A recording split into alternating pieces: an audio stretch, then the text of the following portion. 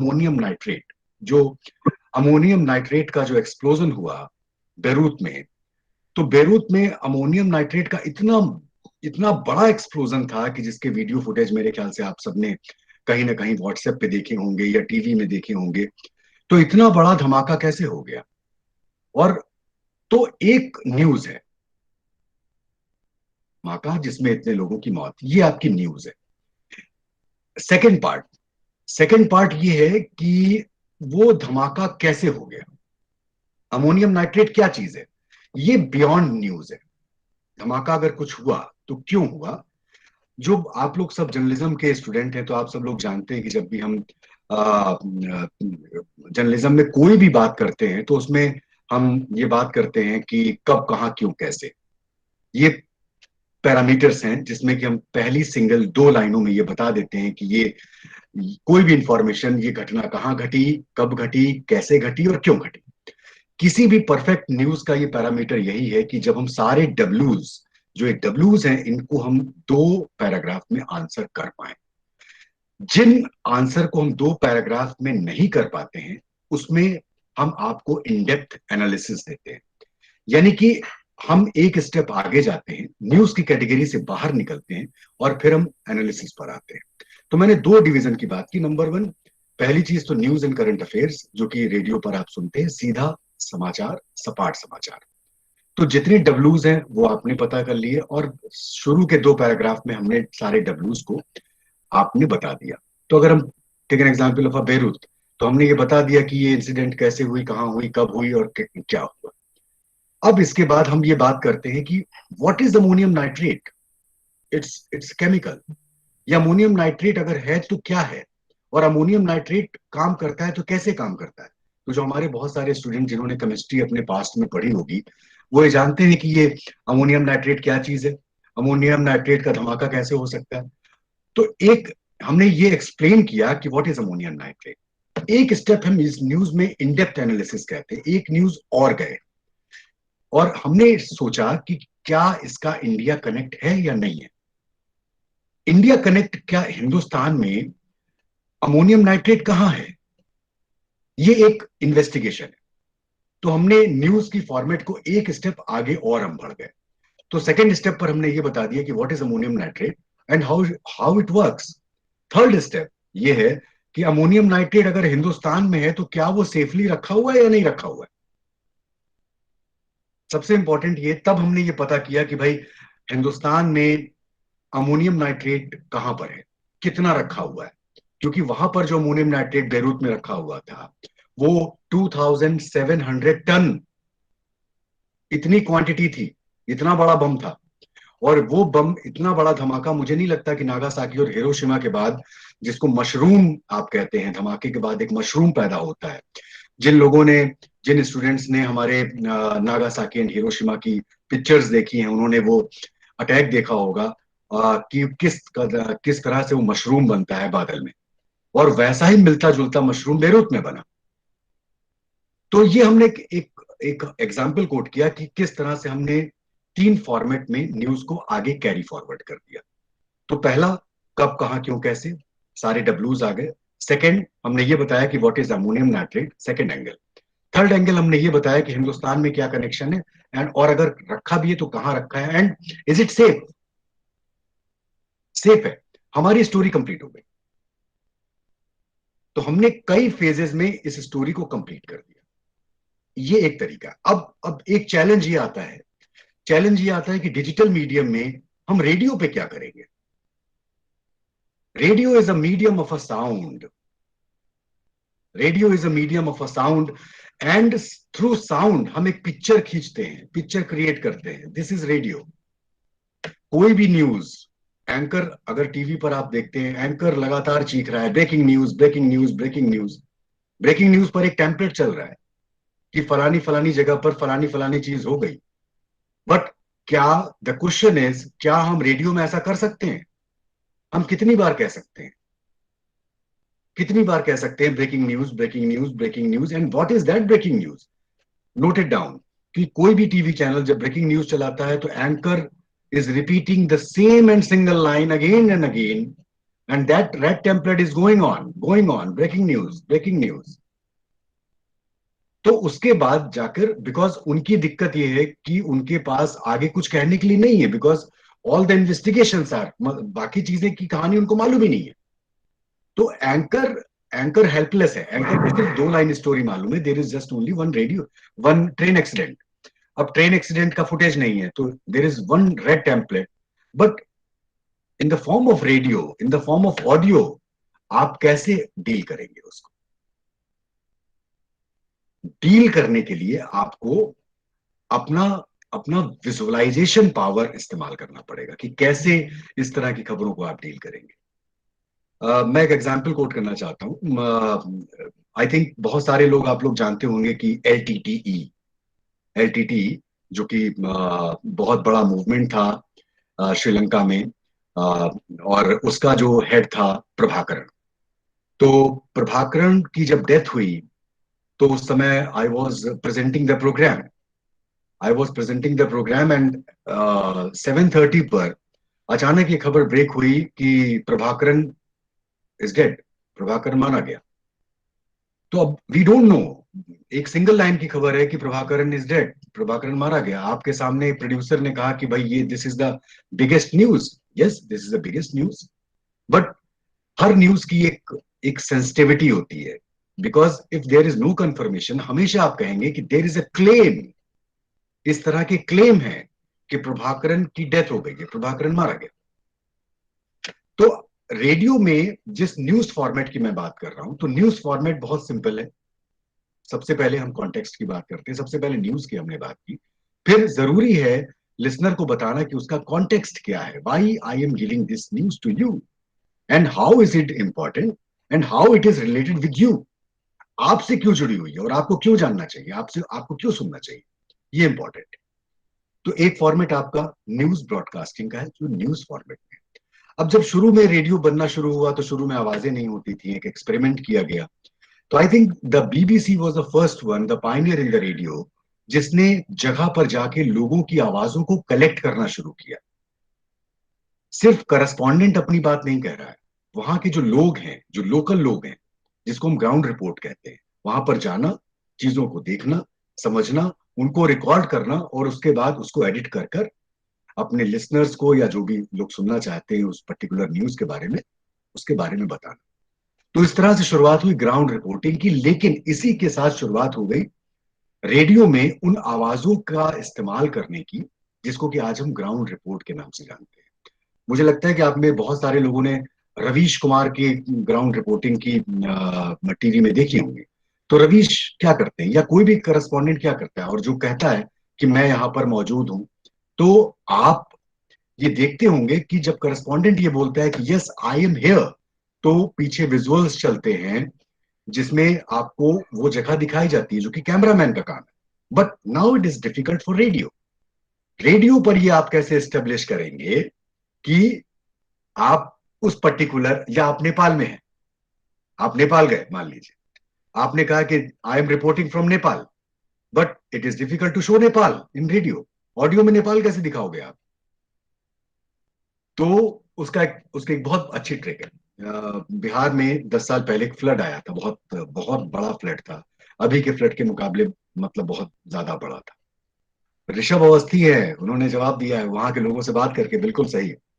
ऋषभ, आप, अब मैं कोशिश करूंगा आप लोगों के कमेंट्स भी ले लो।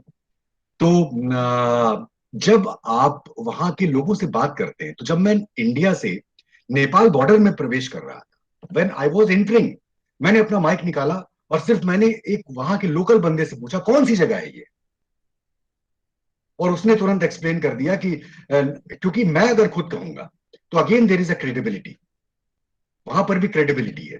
वहां पर आप ऑडियो साउंड कहां से लाएंगे? द बेस्ट वे इज, आपने बगल से बंदे से पूछा, जो भी आपके बगल में था, या जो भी है दुकान वाला, कि भैया कौन सी जगह है ये? तो उसने कहा कि भैया आप नेपाल के फलानी जगह पर, ये फलानी जगह की दुकान है। इट मीन्स वो जगह आपने स्टेब्लिश कर दी, यू आर इन नेपाल। और फिर आपने वहां के लोगों से बात की, और उसके बाद वहां की, जिसको हम ग्राउंड रिपोर्ट कहते हैं, वहां के लोगों से बात करके आपने लोगों की प्रॉब्लम सुनी, और उसके बाद आपने वहां की स्टोरी कंप्लीट कर दी। ये ग्राउंड रिपोर्टिंग है। लेकिन ग्राउंड रिपोर्टिंग पर जब आप आगे ज्यादा जाते हैं तो लोगों के बहुत सारे सवाल होते हैं कि जिसमें जिसमें मान लीजिए कि अगर किसी ने आपसे पूछा कि what the government is doing, तो द थिंग इज, गवर्नमेंट के पास भी जाना आपकी जिम्मेदारी है, as a correspondent, as a reporter. आप सरकार के किसी नुमाइंदे से, डीएम से, या वहां का जो लोकल ऑफिसर होगा, उससे आप बात करेंगे और सरकार ने क्या किया है उसके बारे में आप बात करेंगे, तो आपकी स्टोरी कंप्लीट होगी। No story can not be complete, कोई भी स्टोरी तब तक कंप्लीट नहीं हो सकती जब तक उसके दोनों पक्ष मौजूद ना।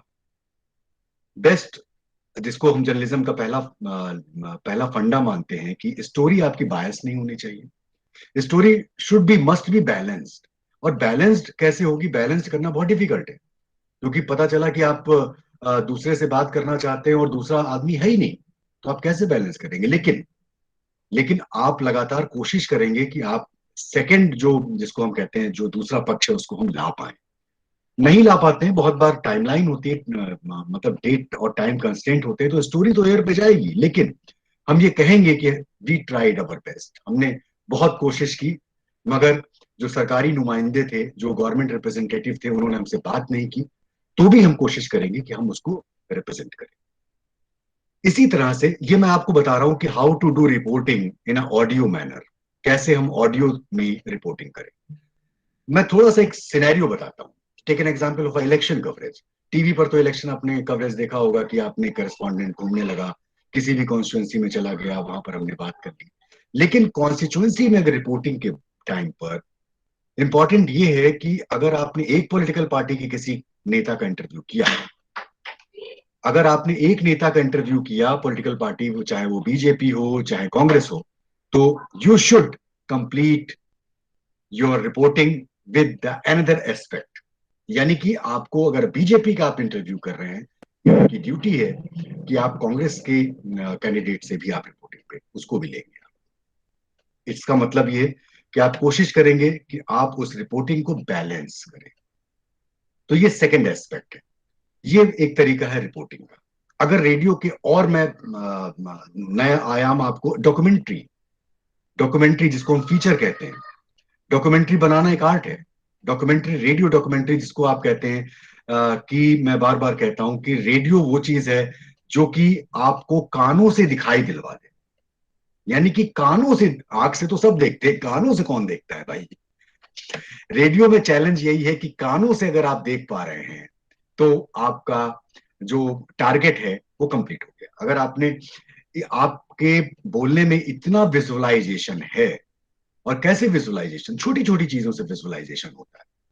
छोटी चीजों से विजुअलाइजेशन, जैसे आप कहीं पर मौजूद हैं तो आप बताते हैं कि मेरे बगल में एक पीले रंग की दीवार है। आंख बंद करके अगर आप स्टोरी सुनेंगे तो आपको उसका एक चित्र खींचेगा, आपके दिमाग में उसकी फिगर उभरेगी और आपको पता चलेगा कि आप कहां पर हैं। वो अगर आदमी रो रहा है, हंस रहा है, तो हंसने की आवाज बता देगी कि वो खुश है। अगर वो कोई रो रहा है तो आपने, आपको बता देगा कि हाँ भाई वो पीड़ित है। टीवी में तो भाई कैमरामैन क्या करता है, आंखों पर कैमरा लगा देता है, जिसमें कि आंखों के आंसू अगर आ गए तो कैमरामैन खुश हो जाता है कि हाँ भाई सक्सेसफुल हो गए, रोता हुआ उन्होंने आदमी दिखा दिया। और संवेदनाएं जो होती हैं वो लोग,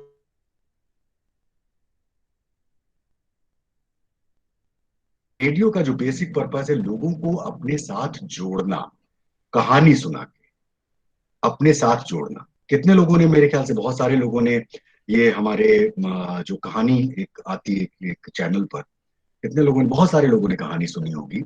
और बहुत फेमस नाम है उनका। ऋषभ अवस्थी कह रहे हैं जी सर कहानी सुनी है।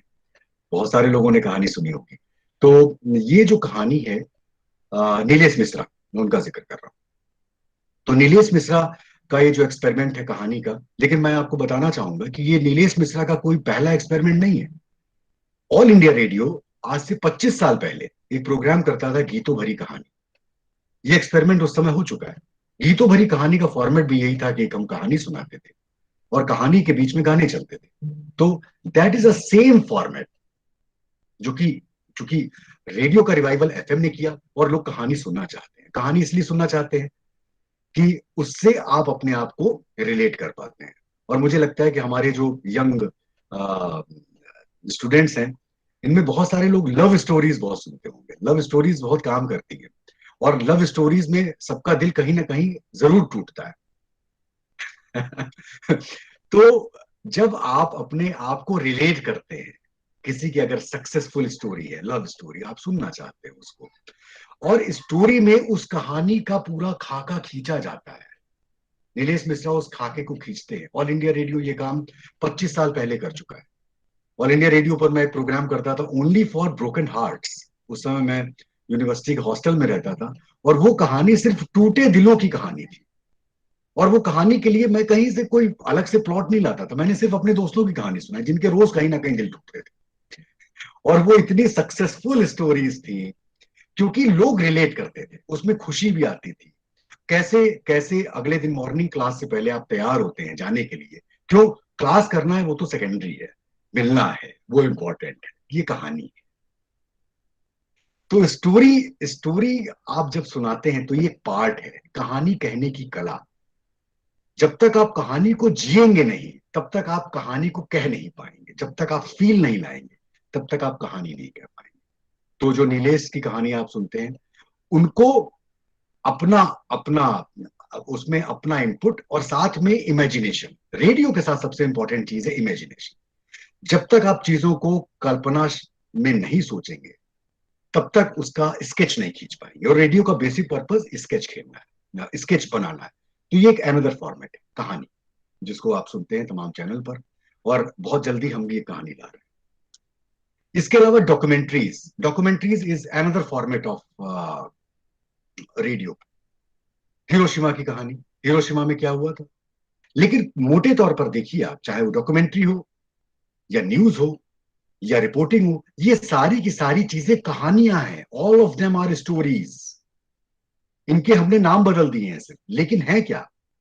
टेक्निकली ऑल ऑफ देम, जितने भी फॉर्मेट हैं, सब में कहानी ही है। और सब कहानी कहने के अलग अलग अंदाज हैं।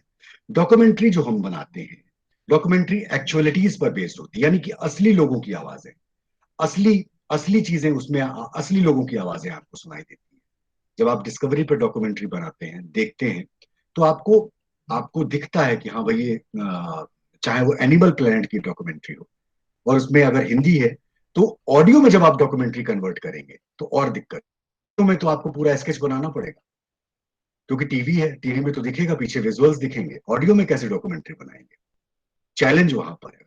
वहां पर आपको अपनी आंखें बंद करके उसके बारे में सोचना पड़ेगा, और उसको विजुलाइज करना पड़ेगा, और तब आप लिखेंगे। तब वो डॉक्यूमेंट्री की शक्ल होगी। और उसमें जो ओरिजिनल पात्र हैं, ओरिजिनल जो कैरेक्टर्स हैं, उनको आप जब लाएंगे, तब आपकी डॉक्यूमेंट्री मुकम्मल तरीके से बन पाएगी।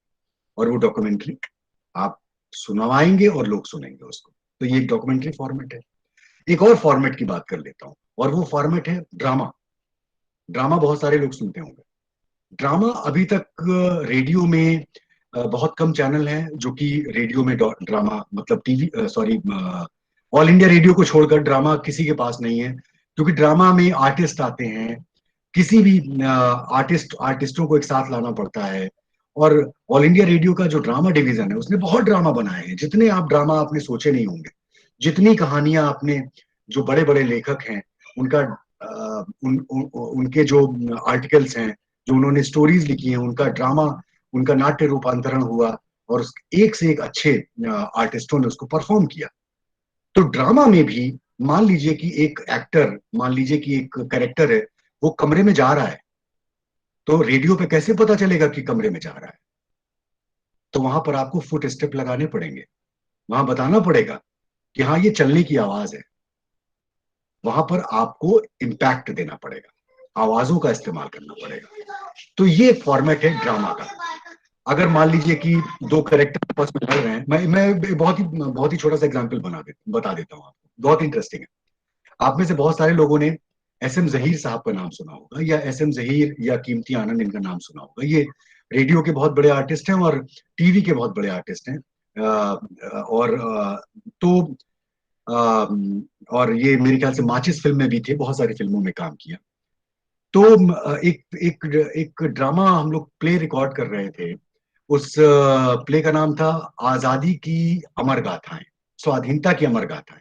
26 एपिसोड का सीरियल था। तो मैं मेरा वो पहला ड्रामा था, ये बात मैं कर रहा हूँ आज से 25 साल पुरानी। तो स्टूडियो में पहुंचे और हमने ड्रामा रिकॉर्ड करना शुरू किया, तो उसमें मैं भगत सिंह बना था। तो भगत सिंह, यंग भगत सिंह हूं मैं, और मैं मुझे डायलॉग बोलना था कि भाई इंकलाब जिंदाबाद, और आप सब जानते हैं कि किस तरह के डायलॉग होंगे। तो वो प्ले जब लिखा हुआ था, तो मैं किसी ब्रिटिश ऑफिसर को या किसी से मेरी लड़ाई होती है और मैं उसको घूसा मार देता हूँ। तो मुझे नहीं मालूम था कि भाई रेडियो पर आवाज कैसे आएगी घूसा मारने की। तो मैंने जो जहीर साहब जो को एक्टर थे उनको मार दिया घूसा। आवाज तो आ गई धप्प से, लेकिन दिक्कत ये हुई कि जो जहीर साहब थे वहीं पर ढह गए। भाई वो बेचारे, वो 50 साल से 60 साल की उम्र के व्यक्ति, और मैं 20 साल का। और मुझे नहीं मालूम था कि भाई उन्होंने कहा कि घूसा मारो, मैंने मार दिया। डायरेक्टर ने कहा घूसा मारो, मैंने मार दिया। तो माइक ने वो आवाज तो रिकॉर्ड कर ली घूसा मारने की। तब मुझे बताया गया कि बेटा, दूसरे एक्टर को नहीं मारना है घूसा, खुद को घूसा मारना है। आवाज जो है वो खुद को घूसा मारने पर भी वैसी निकलेगी जितनी दूसरे को मारने पर। तो बहुत सारे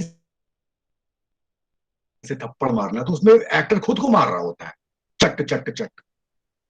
यानी कि वो सीन तो ये है कि जिससे कन्वर्सेशन चल रहा है उससे आपने गुस्सा हो गया, आपने उसको थप्पड़ मार दिया, लेकिन असलियत में ड्रामा की रिकॉर्डिंग में आप खुद को थप्पड़ मार रहे हो।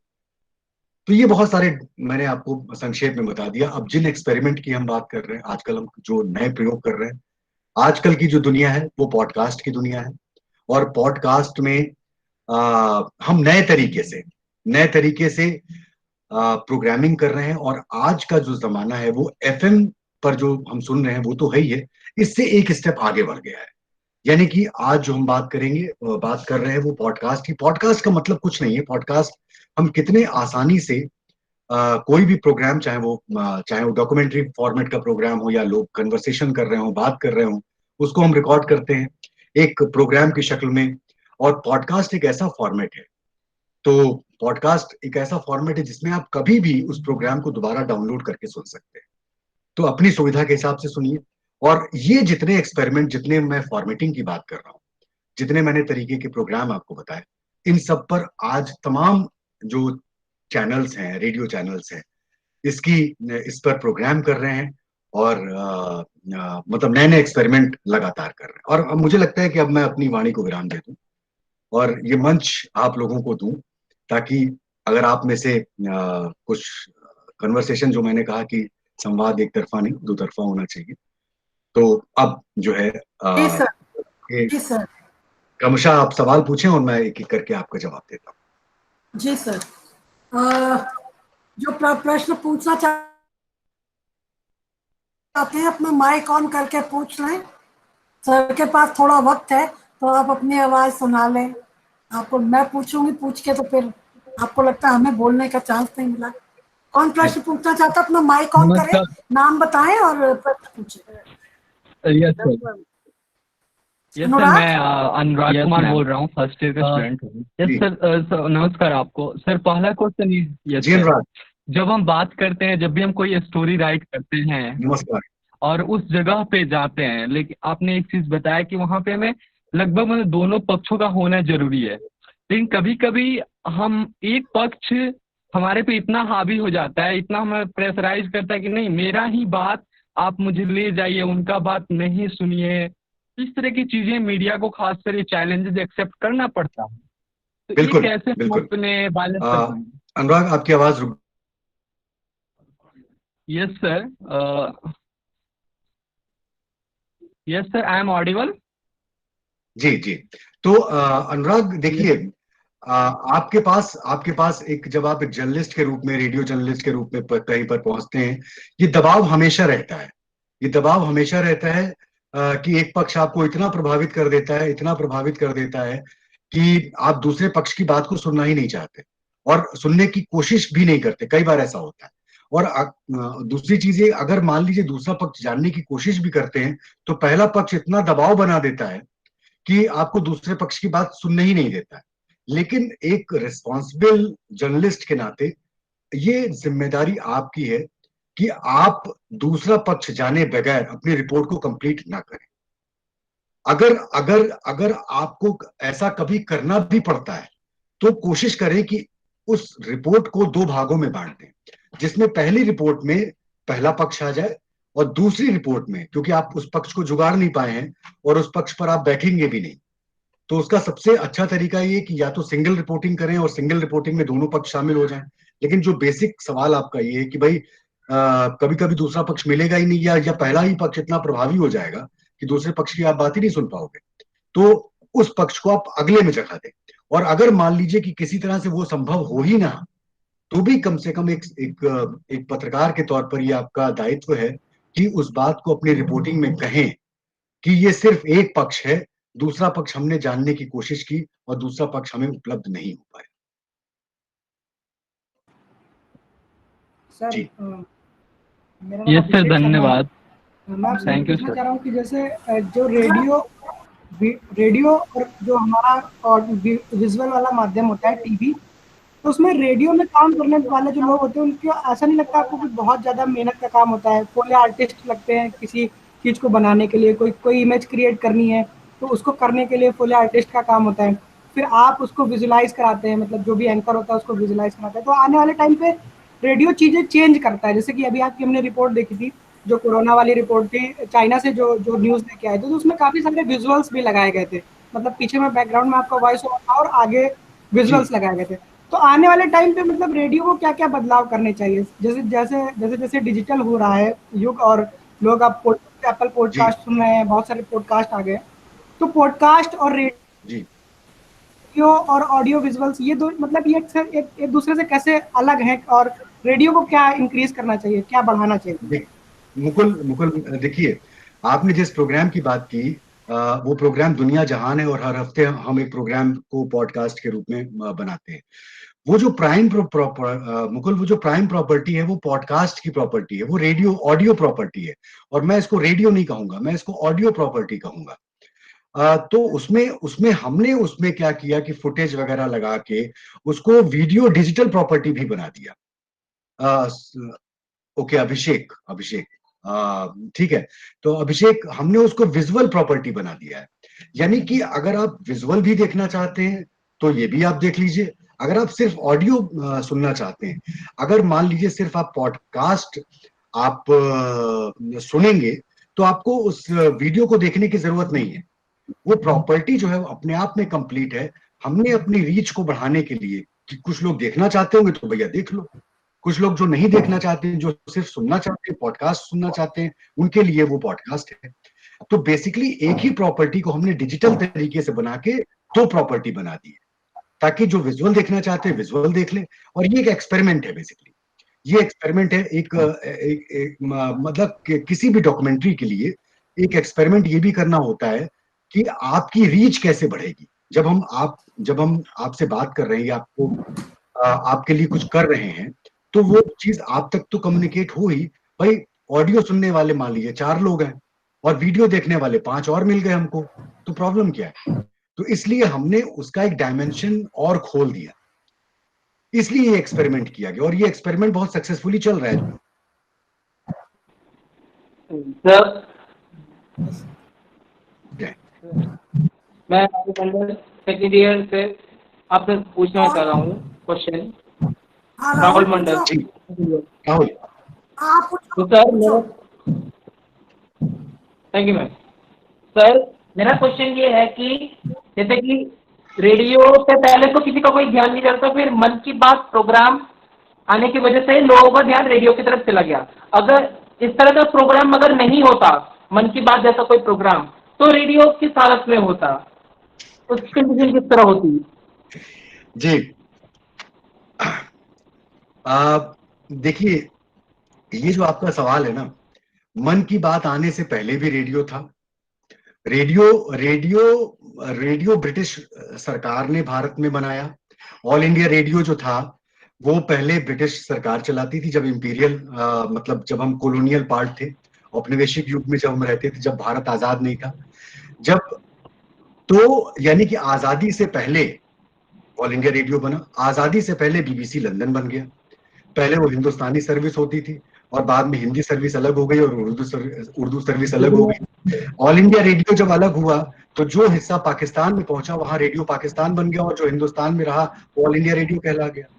अब ये बात जो आपकी है ना कि मन की बात, हमारे माननीय प्रधानमंत्री जी ये बात जानते हैं कि ऑल इंडिया रेडियो की जो रीच है, यानी कि भारत की जो 99% जनता है वो रीच वाइज अगर हम देखा जाए तो भारत के 99% क्षेत्र में रेडियो की कवरेज है, टीवी चैनल अभी भी नहीं है।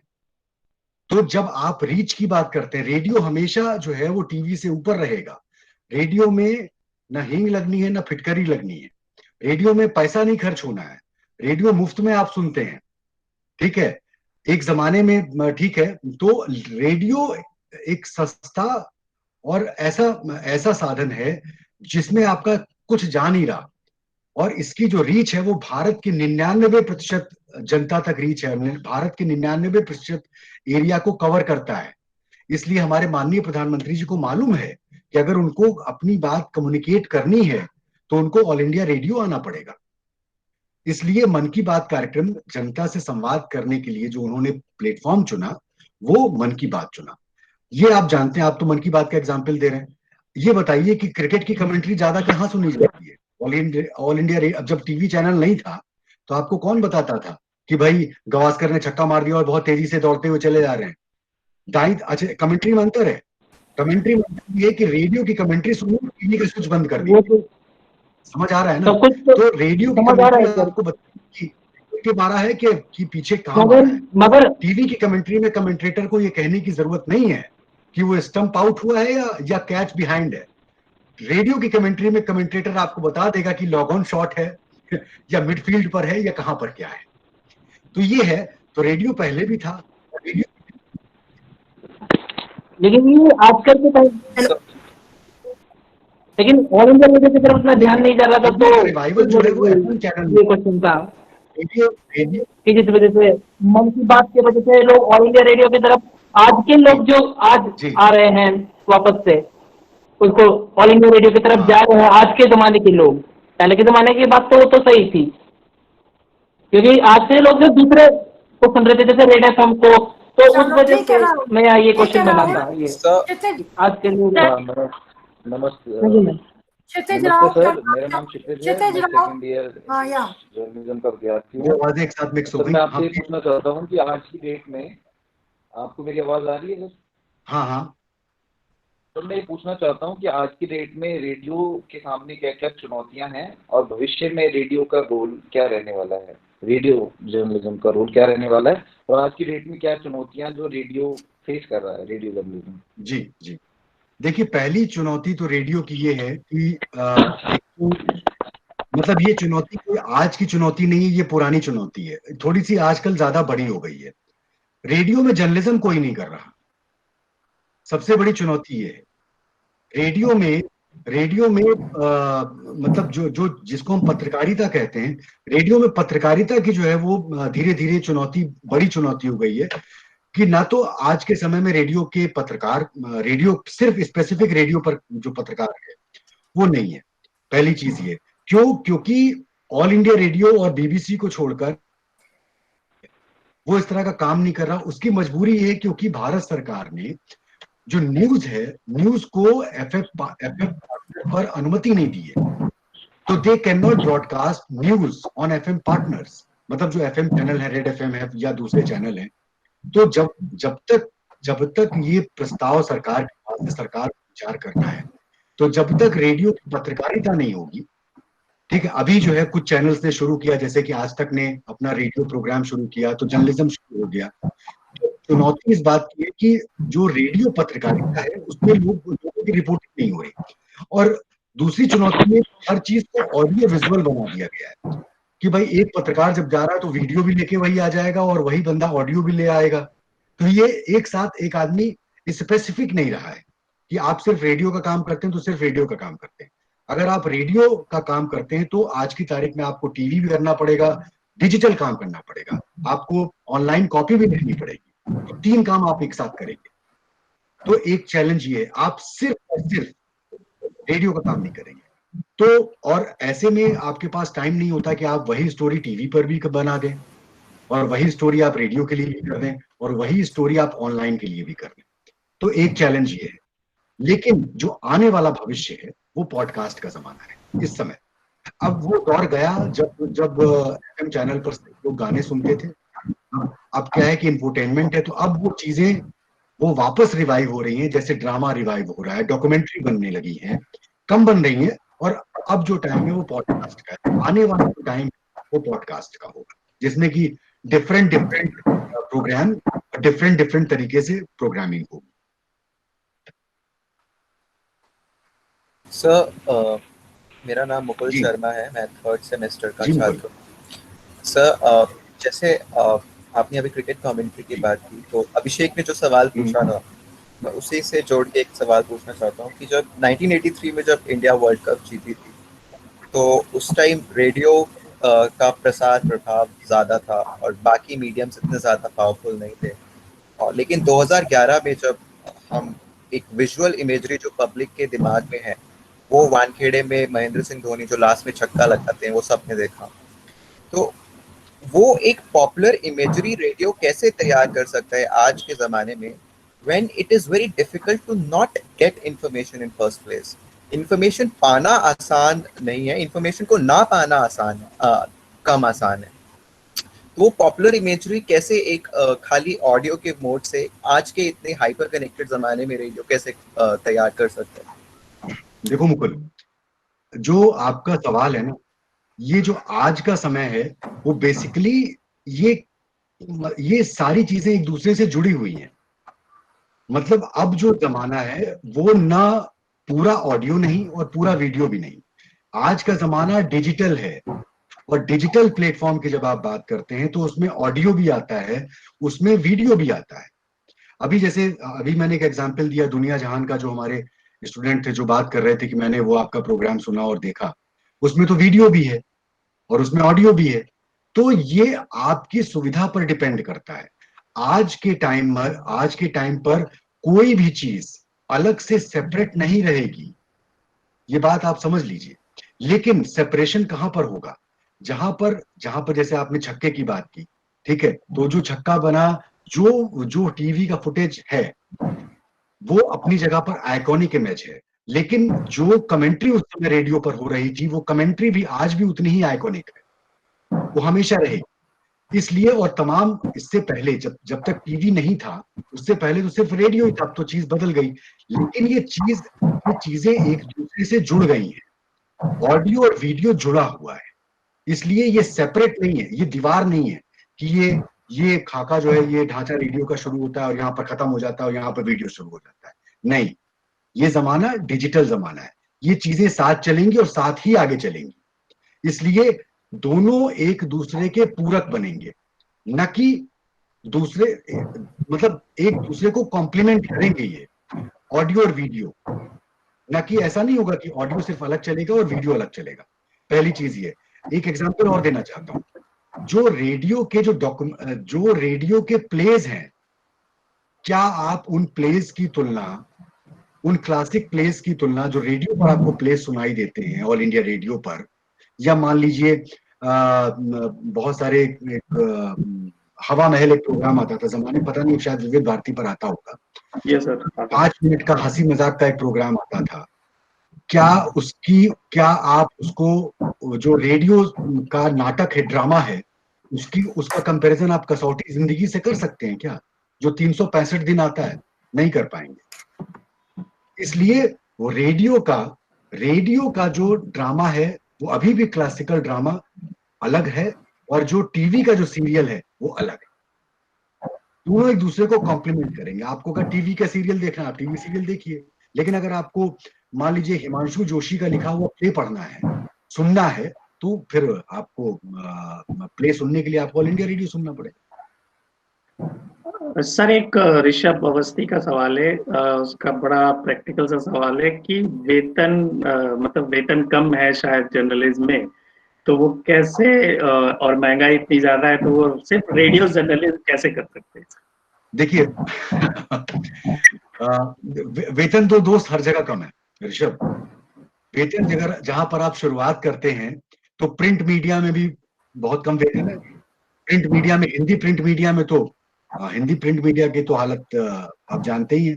अंग्रेजी पत्रकार में थोड़ा बहुत बेहतर हो सकता है, लेकिन जब आप शुरुआत करते हैं तो शुरुआत इसलिए नहीं होती है कि आप पैसे को देख रहे हैं।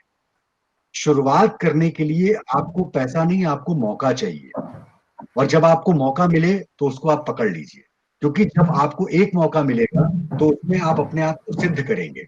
और शुरुआत के लिए पैसा तो कोई चीज होती ही नहीं है भाई। लोग मुफ्त में कहते हैं कि मुझसे आप काम करवा लो। तो आपको मौका मिलना चाहिए और आपका एक विजन होना चाहिए। आप ये सोचकर कि इस सेक्टर में पैसा है इसलिए मैं इधर जाऊंगा, अगर इस सेक्टर में पैसा नहीं तो मैं इधर नहीं जाऊंगा, तो फिर भाई मतलब आप पत्रकारिता नहीं, फिर आप मैनेजमेंट कर लेते। इसका मतलब सिर्फ ये है कि आपको अपने पैशन के साथ काम करना है, और पैसा अपने आप आएगा, चिंता मत करो। जब आपका काम बोलेगा ना तो पैसा अपने आप आएगा। और ये बात बिल्कुल सही है कि शुरुआती दौर में पैसा नहीं होता, लेकिन शुरुआती दौर में किसी सेक्टर में पैसा नहीं होता दोस्त। चाहे वो मैनेजमेंट करके आ जाओ आप, चाहे वो पिक्चर बना लो, चाहे वो सीरियल बना लो। और पत्रकारिता जो है वो एक आपका पैशन है, और साथ में आपका एक डेडिकेशन भी है।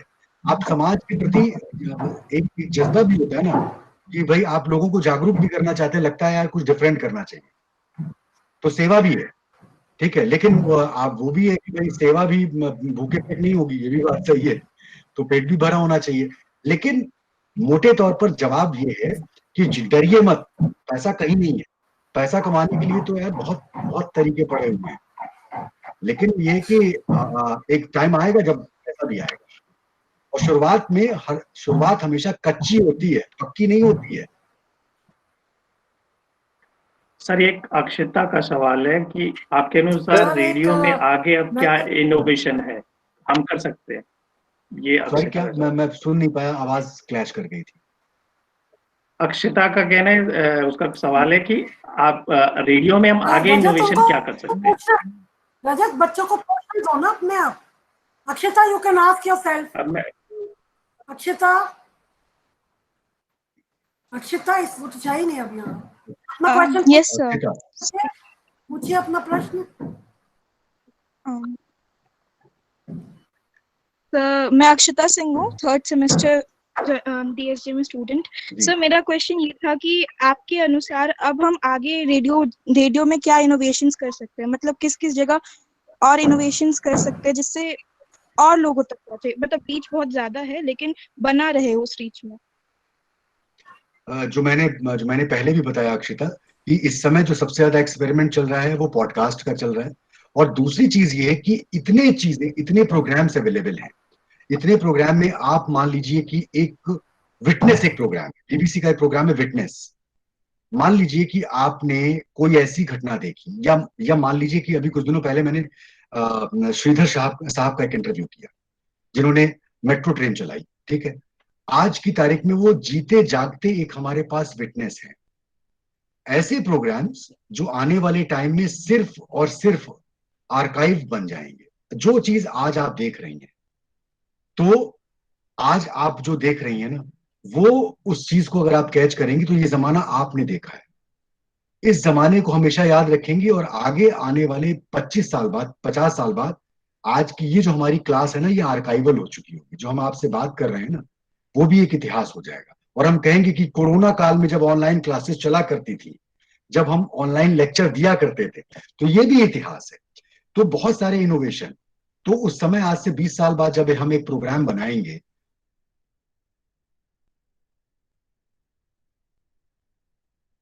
तो एज अ विटनेस मैं अक्षता आपसे बात करना पसंद करूंगा, और मैं पूछूंगा उस समय आपने क्या देखा।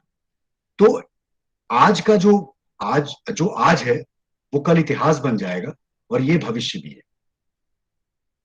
इसलिए आंख और जर्नलिज्म के लिए सबसे बड़ी सबसे इंपॉर्टेंट चीज क्या है? आंख, नाक, कान खुला रखना है। स्टोरी सड़क पर होती है, आपको दिखनी चाहिए। अगर आप में वो विजन है और आपको लगता है कि ये चीज हम कर सकते हैं, या आप जो कह रही हैं कि रेडियो में आगे क्या, तो दोस्त अक्षता, हमारे पास इतने वेंचर्स हैं, इतने वेन्यूज हैं।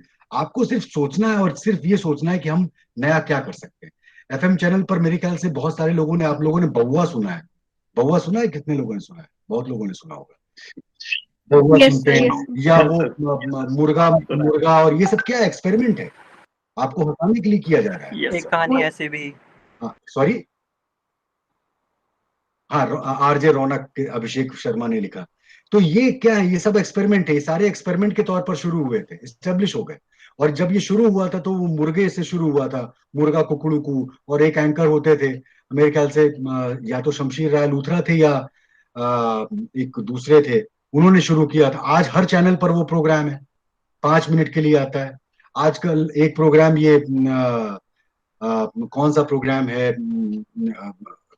एक तरफ, हाँ नितिन कात्यायनी ने लिखा है, आरजे नितिन ने बकरा बनाना शुरू किया था, और वो आज मुर्गा के रूप में हर चैनल पर।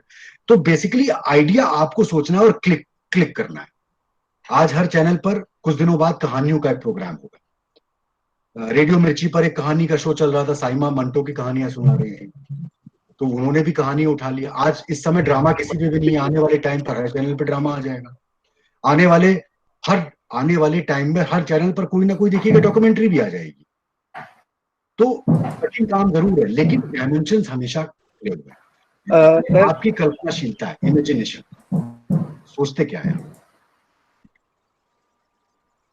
सर यस नमस्कार, मैं दीपक मिश्रा हूँ, थर्ड जी ईयर दीपक। सर। सर एक्चुअली सबसे पहले तो कहूँगा सर, आपको बहुत सुना है, आपका बहुत बड़ा fan हूं सर। थैंक यू जो मैं पूछना चाहता हूँ आपसे बेसिकली वो है आवाज के बारे में सर। जी। कि जितने अनाउंसर को या कॉरेस्पॉन्डेंट्स को हमने रेडियो पे सुना है, उनकी आवाज एक खास तरह की होती है। जैसे कि आपकी आवाज या रेहान फजल हैं, वो उनकी आवाज एक अलग तरह की आवाज होती है, उनका अब नींद नहीं अंदाज आएगी बहुत आज अलग मुझे, होता है सर। आज हो गया, तो वो कितना मायने रखता आज हो गया, आज का दिन हो गया मेरा, आज अब नींद नहीं आएगी। तुमने इतनी तारीफ कर दी, अब नींद नहीं आएगी आज।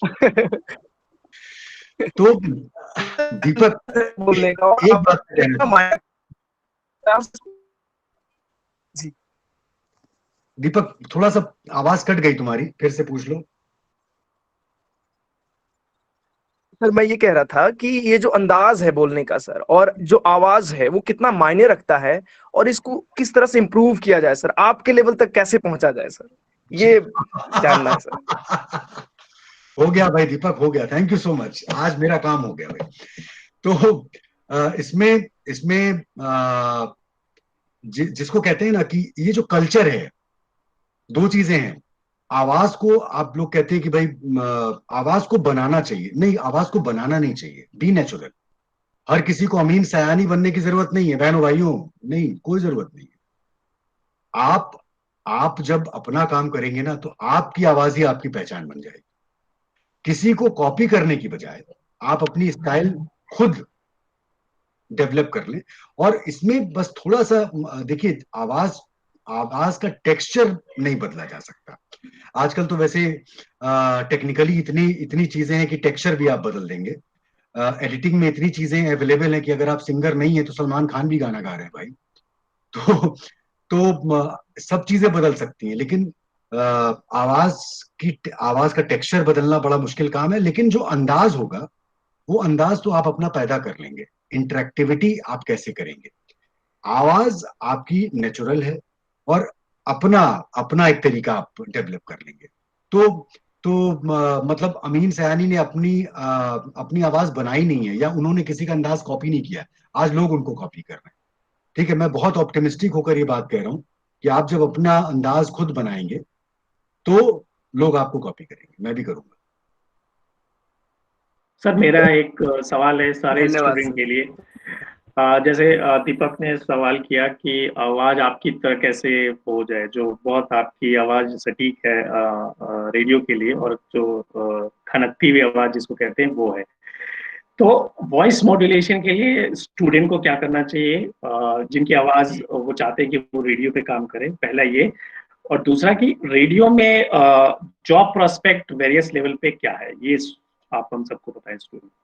जी, तो रजत जी, बहुत काम का सवाल आपने पूछा है। मतलब आपका जो सवाल है ये एकदम सीधा जुड़ा हुआ है। पहली चीज तो ये कि जब भी आप रेडियो के बारे में सोचते हैं तो आप जब तक खुद पढ़ के नहीं पढ़ेंगे तो अखबार पढ़ें। और आपको ये मालूम होना चाहिए कि कहां पर आपको सांस लेनी है, यानी कि कहां पर आपको पॉज लेना है। बहुत ही छोटा और बहुत ही पुराना एग्जाम्पल मैं आपके सामने रख रहा हूं, रोको मत जाने दो। ठीक है, ये मेरे ख्याल से एग्जाम्पल न जाने कितनी बार आपके पास आया होगा। तो रोको के बाद अगर आप कॉमा लगा देते हैं तो रोको मत जाने दो। दूसरा तरीका है, रोको मत के बाद अगर आप कॉमा लगा देते हैं तो रोको मत जाने दो। ये मॉड्यूलेशन, सेंटेंस एक ही है, दोनों के मतलब अलग अलग हो गए। पहला कहता है कि रोको मत जाने दो, और दूसरा कहता है रोको मत जाने दो। तो ये आपको ये बताता है कि एक पॉज से, एक कॉमा से अर्थ का अनर्थ हो जाएगा। तो आप जब तैयारी करें या जब पढ़ें किसी चीज के लिए, रेडियो के लिहाज से अगर आप सोचें, तो आपको ये सोचना है कि शब्द का मतलब वाक्य विन्यास का जो आप लिख रहे हैं उसका वाक्य विन्यास क्या है, और इस तरह की, और वो जो लैंग्वेज आप लिख रहे हैं वो लैंग्वेज उस तरह की नहीं चलेगी कि इसने कहा जो कि उनका मैं एक एग्जांपल दे देता हूं, समता देवी जो कि प्रहलाद कुमारी की पत्नी है ने कहा। अरे भाई क्या है भाई, समता कुमारी जो कि प्रहलाद कुमारी की पत्नी है ने कहा, ये कौन सा सेंटेंस है? अरे सीधे आप कहें प्रहलाद कुमारी की पत्नी समता सिंह ने कहा। ठीक है, तो जो इंग्लिश का ट्रांसलेशन है, जो इंग्लिश का ट्रांसलेशन है वो अकॉर्डिंग टू भाई अकॉर्डिंग टू अंग्रेजी में चलता है ना, according to him, according to the speaker. तो अब आप हिंदी में ये नहीं कहोगे ना कि वक्ता के वक्तव्य के मुताबिक। अरे क्या है भाई, तो भाषा ऐसी बोले, जो जो बोले वही लिखे भी। लोग दो दो चीजें हैं, जैसा लिखे वैसा बोले, और दूसरा है कि जैसा बोले वैसा लिखे। तो दो चीजें दोनों। और जब भी आप बोलें तो आप उसमें पॉज की गुंजाइश रखें कि कहां पर आपको सेंटेंस लेना है। और शंकर महादेवन टाइप ब्रेथलेस बनने की जरूरत नहीं है। ना ना ना ना ना ना ना ना ना ना ना ना भैया, ना ना जा रहे हो, नहीं, होल्ड, आराम से ठहराव लीजिए, ठहराव लीजिए, अपनी बात को कंप्लीट कीजिए और अर्थ का अनर्थ मत कर दीजिए। पॉज को सही तरीके से कहाँ लेना है उसको लीजिए। पहली चीज तो ये, जल्दबाजी मत कीजिए। रेडियो जल्दी का नहीं है, रेडियो में चीखने की जरूरत नहीं है कि ब्रेकिंग न्यूज, खबरदार खबरदार खबरदार, नहीं। कोई जरूरत नहीं है कि आप जो है आकर कहें कि अगर सोना है चैन से सन्नाटे तो हो जाओ। क्या जरूरत है भाई, डरा क्यों रहे हो? कोरोना है, ठीक है, लेकिन कोरोना के पीछे इतना म्यूजिक लगा दिया टीवी चैनलों ने कि ढमढम ढमढम लगता है। बात बिल्कुल सही, गंभीर बीमारी है, लेकिन भाई कोरोना से बचने का तरीका बता दो। लेकिन कोरोना से डराओ तो मत, वैसे ही हम डरे हुए हैं भाई। वैसे ही अब छूते हैं तो लगता है कि लैपटॉप में अंदर से कोरोना निकलेगा और गपक जाएगा, तो क्या करें। इसलिए म्यूजिक का जो चुनाव है वैसा मत, म्यूजिक इतना सेंसेशन मत कर दो कि खुद को डर लग जाए। तो नुक्तों का ध्यान रखें। अगर आप उर्दू शब्द का इस्तेमाल कर रहे हैं तो नुक्ता ठीक से लगा लें, खुदा को जुदा मत कर दें, है ना। और अब जबरदस्ती भी नुक्ते लगाने की जरूरत नहीं है। अब जैसे मैंने कहा जरूरत, अपने आप निकल गया। अब आप कहेंगे जरूरत है तो भाई थोड़ा सा नुक्ता लगा लो। तो ये कुछ शब्द हैं जिनमें नुक्ते लगने जरूरी हैं, उनको आप ध्यान रखें। और अब मैं अगले, रजत जी आपके अगले दूसरे जो सवाल है कि जॉब प्रोस्पेक्ट क्या है। जॉब प्रोस्पेक्ट में पहली चीज तो ये कि सिर्फ रेडियो को आज हम रेडियो के नजरिए से नहीं देखें, इसको एक कंपोनेंट के रूप में देखें, कॉम्बिनेशन में देखें। कॉम्बिनेशन यानी कि रेडियो के ऑडियो के साथ वीडियो भी जुड़ा हुआ, और वीडियो के साथ यानी कि डिजिटल। आप जर्नलिस्ट जो हैं वो डिजिटल जर्नलिस्ट हैं। सिर्फ ऑडियो जर्नलिस्ट बनने से या सिर्फ वीडियो जर्नलिस्ट बनने से काम नहीं चलेगा। सिर्फ अगर आपको, ठीक है, आपका शौक है, आप पॉडकास्ट बनाएंगे। और रही बात आप थोड़ा सा समय भारत सरकार को और दीजिए, और अगर उन्होंने आने वाले टाइम पे न्यूज को अलाउ कर दिया तो रेडियो चैनल पर न्यूज आ जाएगी। और न्यूज में तब ऐसे में हमें सिर्फ करस्पॉन्डेंट भी चाहिए होंगे और उसके अलावा रिपोर्टिंग भी चाहिए होगी। तब बहुत सारी चीजें, नए विजन खुल जाएंगे। जब तक ये नहीं है तो बहुत सारे, जैसे आप ऑल इंडिया रेडियो जा सकते हैं, वहां पर युवाणी सेक्शन है। अगर आप ड्रामा अच्छा करते हैं, ड्रामा सेक्शन में चले जाइए।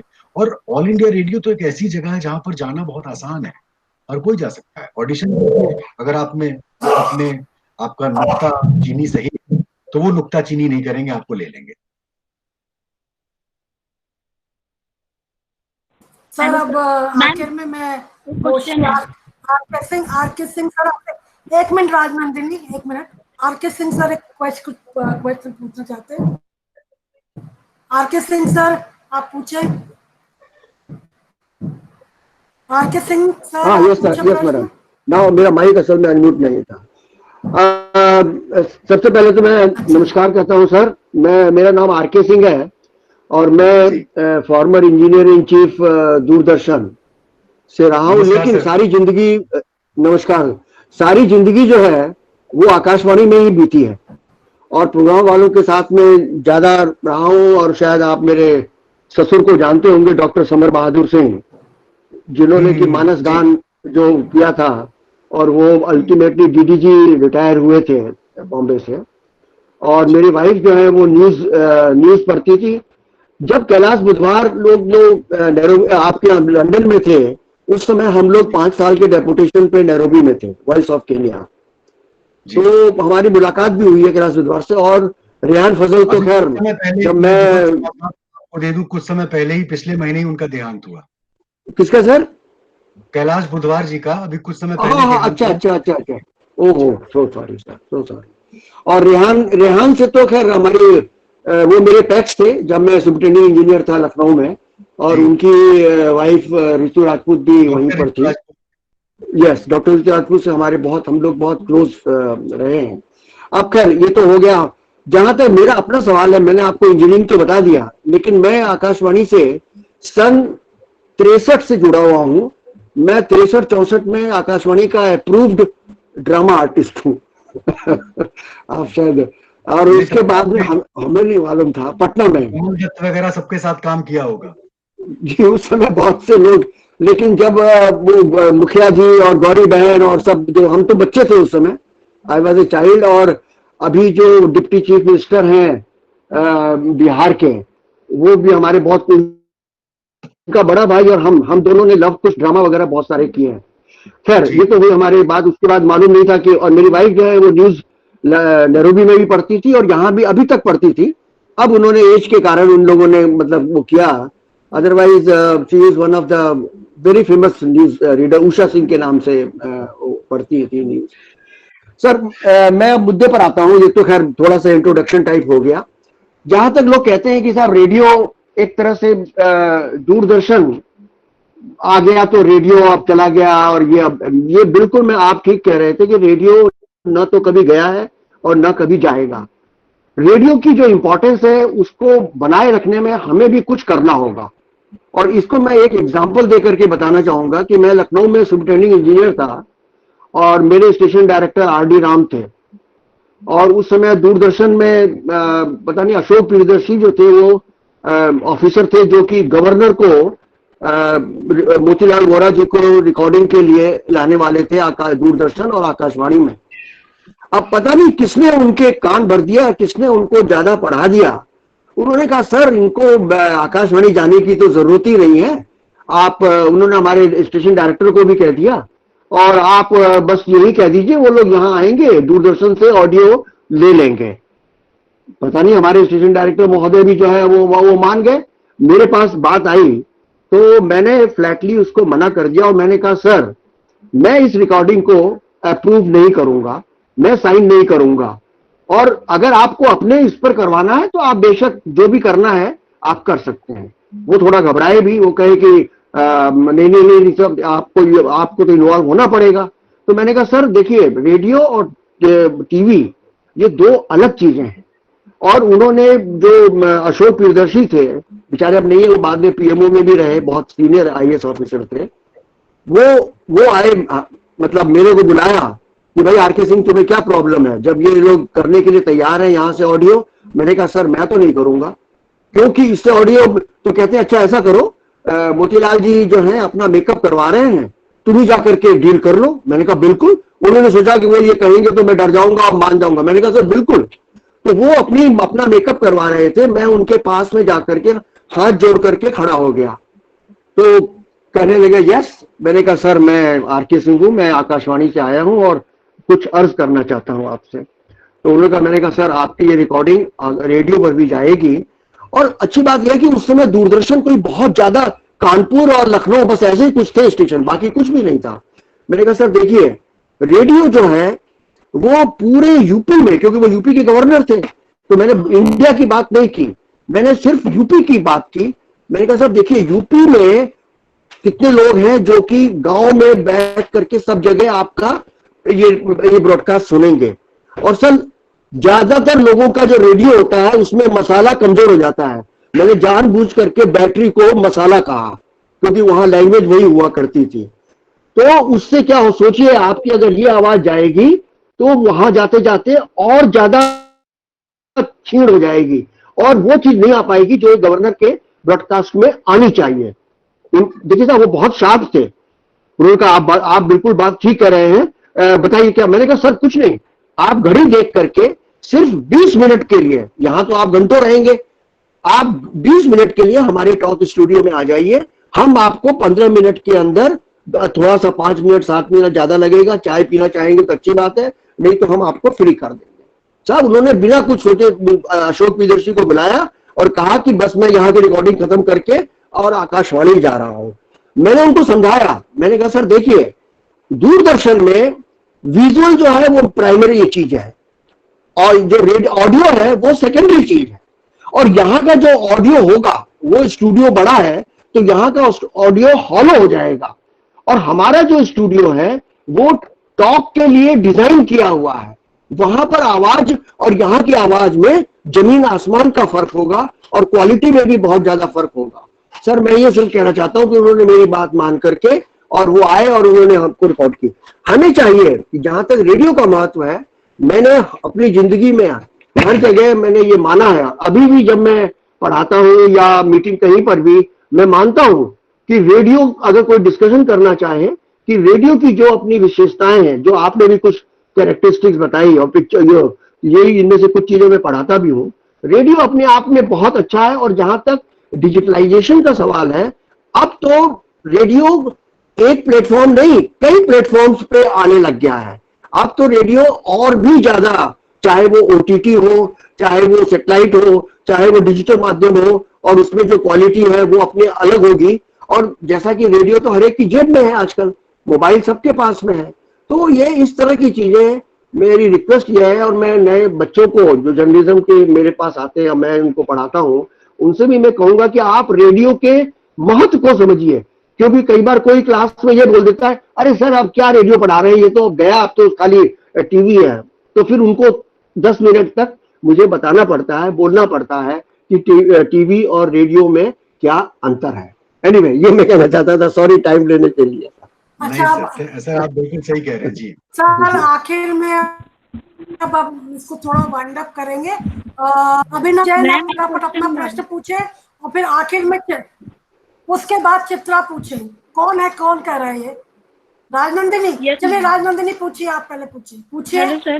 सर मेरा आपसे क्वेश्चन था कि जैसे आपने बोला कि इंडिया में जो है 99.9% मतलब ऑल इंडिया रेडियो है, उसको सभी सुनते हैं, लेकिन सर जो अभी का जो जनरेशन है, अभी के जनरेशन में देखें तो बहुत, अभी के जो जनरेशन वाले बच्चे हैं वो रेडियो को सुनना पसंद नहीं कर सकते हैं, तो या पसंद नहीं करते हैं या मतलब ज़्यादा इंटरेस्ट नहीं लेते हैं, ज़्यादातर वो डिजिटल ही चीज़ें देखते हैं।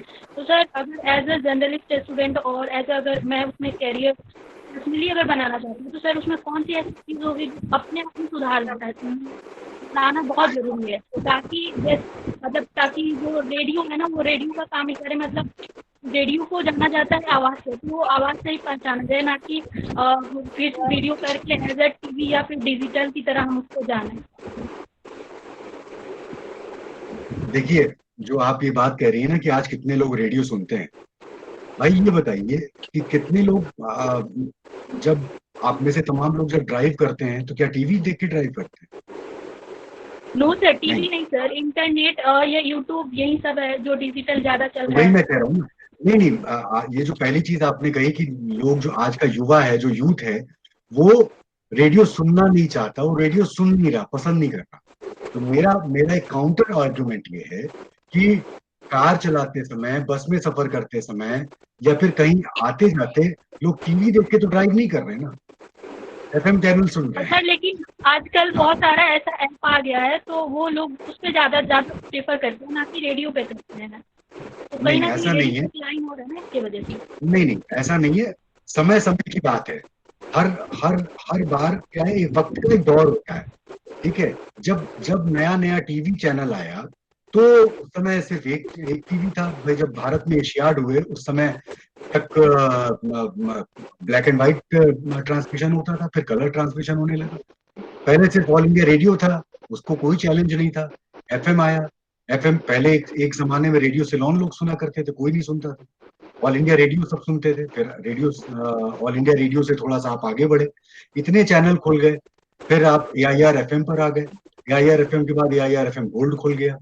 उसके बाद जो रेडियो की न्यूज है, वो जिसको समाचार सेवा प्रभाग कहते हैं, उसकी एक अलग डिवीजन चल रही है। आप वो बेसिकली बात ये है कि जो 4 चैनल आप सुनते हैं, टाइम्स FM, रेडियो मिर्ची, रेडियो 1, ये जो 6-7 चैनल हैं जो कि प्राइवेट चैनल है। ठीक है, और सबसे बड़ी बात ये कि यहाँ पर भी जो करियर की गुंजाइश होती है, बहुत ज्यादा लोग नहीं काम करते हैं यहाँ पर 6 एंकर 10 एंकर काम करते हैं। तो जिस तरह से हर सेक्टर में नौकरियां आती हैं, उसी तरह से रेडियो की भी नौकरियां आती हैं। लेकिन इनमें नौकरी पाने के लिए आपको एक्स्ट्रा टैलेंटेड होना चाहिए। जब तक आप आउट ऑफ द बॉक्स नहीं सोचेंगे, आउट ऑफ द बॉक्स का मतलब ये कि अगर आपको ये मालूम होना चाहिए कि अगर, चलिए मैं आपको एग्जांपल देता हूँ। आपने सड़क पर तमाम बार मदारी का खेल देखा है? नहीं देखा। या फिर आपने फुटपाथ पर देखा है जो सामान लोग बेचते हैं वो कैसे मजमा इकट्ठा कर लेते हैं? तो अगर आप में वो काबिलियत है मजमा इकट्ठा करने की, तो आप आउट ऑफ बॉक्स हैं। यानी कि आप मतलब न सिर्फ आगे का सोच रहे हैं बल्कि नई चीजें सोच भी रहे हैं, और आपको मालूम है कि क्या चीज चाहिए।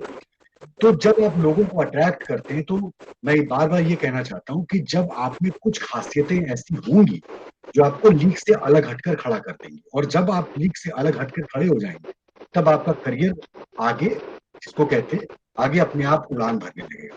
तो इसलिए वो चिंता छोड़ दीजिए आप। ठीक है, लोगों के करियर जो है ना, वो फिक्स्ड पैटर्न से डिसाइड नहीं होते हैं। लोग मेहनत जरूर करते हैं, मगर इस बात की कोई गारंटी नहीं कि जिस डायरेक्शन में आप मेहनत कर रहे हैं, आप उस डायरेक्शन में काम भी कर पाएंगे कि नहीं कर पाएंगे।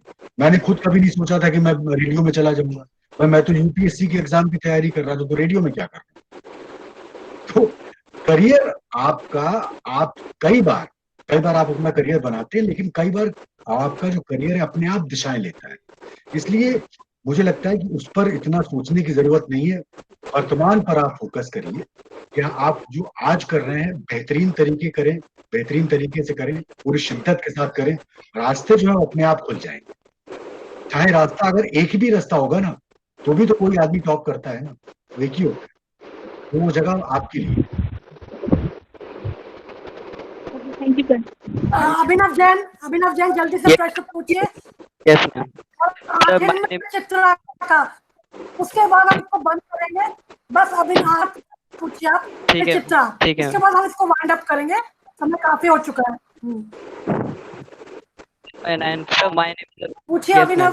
सर मेरा क्वेश्चन ये है कि सर आज के समय में जो हम देखते हैं कि ज्यादातर रेडियो अनाउंसर है, जो कॉरेस्पॉन्डेंट है रेडियो के, जो एंकर हैं, वो सर अपने जो मतलब प्लेटफॉर्म है उससे स्विच करके सर उसका वीडियो बना के अपनी शो का वो यूट्यूब, फेसबुक और इंस्टाग्राम पे डाल देता है। तो सर इससे वो मतलब क्या मतलब अपनी रीच को बढ़ाना चाहते हैं, या फिर उनको अपने मतलब रेडियो का से, या फिर उनको लगता है कि वो डिफेम है रेडियो थोड़ा आज के टाइम में, इसलिए वो सर अपना जो माध्यम है वो स्विच करके डिजिटल प्लेटफॉर्म के थ्रू दिखाते हैं।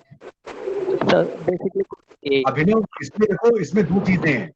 रेडियो जो अब तक माध्यम माना गया है, रेडियो जो है वो बेसिकली इसमें एंकर की शक्ल नहीं दिखाई दे रही। हाँ, आप में से बहुत सारे लोग जो BBC को सुनते हैं, भाई उनको क्या मालूम कि रेहान फजल की शक्ल कैसी है या मेरी शक्ल क्या है, नहीं मालूम। हम आवाज सुनकर एक विचित्र बना लेते हैं। आवाज सुनकर हम सोचते हैं कि भाई ये आदमी कैसा होगा। तो रेडियो सुनकर आप उस आदमी के बारे में सोचते हैं कि यार ये आदमी कैसा होगा, उसके बारे में उसकी एक इमेज बना लेते हैं। ठीक है, तो जब आप रेडियो सुनकर उस आदमी की इमेज बनाते हैं, तो ये जो रेडियो जॉकी है उन्होंने उस इमेज को भी कैश करने का काम कर लिया। उन्होंने कहा कि ठीक है, आपको ये जानना है ना कि फलाना व्यक्ति दिखता कैसे है, लो जी वीडियो लो। तो बेसिकली उन्होंने अपनी रीच को और बढ़ाया है। और मैं बार बार कह रहा हूँ ये सिर्फ इंडिविजुअल नहीं है, ये सिर्फ ऑडियो की बात नहीं अब नहीं हो रही है, अब बात डिजिटल की हो रही है कि हाँ भाई यहाँ पर अब तक आप मुझे सुनते हैं, अब लो भैया देख लो, अब देख चुके तो अब चलो मेरे साथ गाना गाओ। तो ये बेसिकली जब आप इनोवेशन की बात करते हैं तो आगे आने वाले टाइम में आपको कुछ कुछ तो करना पड़ेगा ना। एक नया कॉन्सेप्ट तो ऑडियो के बाद वो वीडियो आ गया, तो भाई जो लोग पहले बउआ को हमने पढ़ा भी है जर्नलिज्म में कि जो मतलब ज्यादा प्रभावित जो संचार होता है तो वो होता है विजुअल के थ्रू या फिर सर आमने सामने, तो प्रभावी संचार जिसे हम कहते हैं वो सर विजुअल के थ्रू होता है या आमने सामने होता है। रेडियो में सर ये है कि हम सुन लेते हैं, एक इमेजिनेशन बना भी लेते हैं, लेकिन सर वो उतना प्रभावी हो नहीं पाता जितना सर विजुअल के थ्रू और आमने सामने होता है। तो इसीलिए तो चीजों को जोड़ दिया है। नहीं सर, पर इसीलिए इन चीजों को जोड़ दिया है सर। इसमें तो एक बात मैं कहना चाहूंगी कि विजुअल बना तो लेते हैं, पर जब अमीर यानी जी बिनाका जयमाला क्या करते थे तो उनकी शक्ल हमें नहीं मालूम थी। यस मैम, वही मैं कह रहा हूँ, बिना शकल के भी काफी प्रभावी होते हो। अरे मैं